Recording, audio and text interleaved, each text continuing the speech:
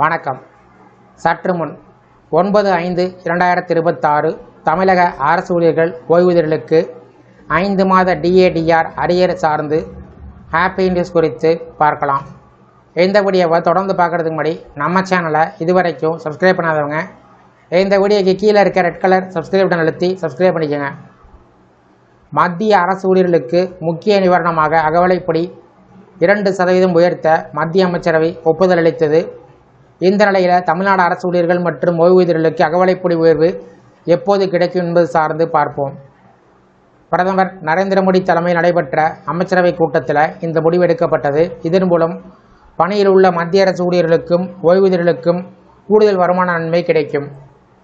அகவிலைப்படி என்பது பணவீக்கம் அதிகரிக்கும் நிலையில் ஊழியர்கள் வாழ்க்கை தரம் பாதிக்கப்படாமல் இருக்க வழங்கப்படும் முக்கியமான தொகை. அத்தியாவசிய பொருட்கள் விலை உயர்வு காரணமாக மக்களின் வாங்கும் திறன் குறையாமல் இருக்க இந்த DA உயர்வு உதவும். இதனால் ஊழியர்கள் தங்கள் அன்றாட செலவுகளை சுமூகமாக நிர்வகிக்க முடியும். மத்திய அரசு வழக்கமாக ஆண்டுக்கு 2 முறை ஜனவரி மற்றும் ஜூலை மாதங்களில் அகவிலைப்படி மற்றும் அகவிலை நிவாரணம் DA மற்றும் DRஐ திரித்து அமைத்து வருகிறது. இந்த நடைமுறை பணவீக்கத்தை அளவிடும் நுகர்வோர் விலை குறியீடு CPI அடிப்படையாக கொண்டு செய்யப்படுகிறது. தற்போது 2% உயர்வு அதே வருமான வழக்கமான திருத்த முறையின் ஒரு பகுதி. இதற்கு முன்பு கடந்த அக்டோபர் மாதத்தில் அகவிலைப்படி 55%இலிருந்து 58% உயர்த்தப்பட்டது. இந்த உயர்வு 2025 ஜூலை 1 முதல் அமலுக்கு வந்ததுடன் நிலுவைத் தொகையுடன் வழங்கப்பட்டது. அதனால் ஊழியர்களுக்கும் ஓய்வூதியர்களுக்கும் ஒரு நல்ல அளவிலான நிதி நன்மை கிடைத்தது.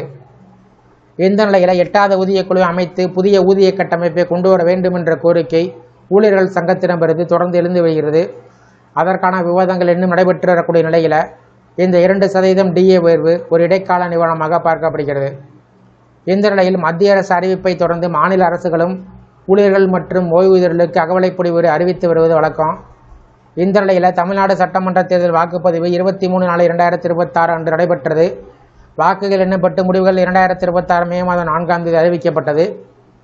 எனவே அடுத்து அமையக்கூடிய புதிய அரசு தமிழ்நாடு அரசு ஊழியர்கள் மற்றும் ஓய்வூதியர்களுக்கான அகவிலைப்படி உயர்வு மற்றும் 5 மாதத்திற்கான அரியர் DADR, அதாவது ஜனவரி, பிப்ரவரி, மார்ச் மற்றும் ஏப்ரல், மே மாதத்திற்கான அறிவிப்பு வெளிவரும் என்று கூறப்படுகிறது.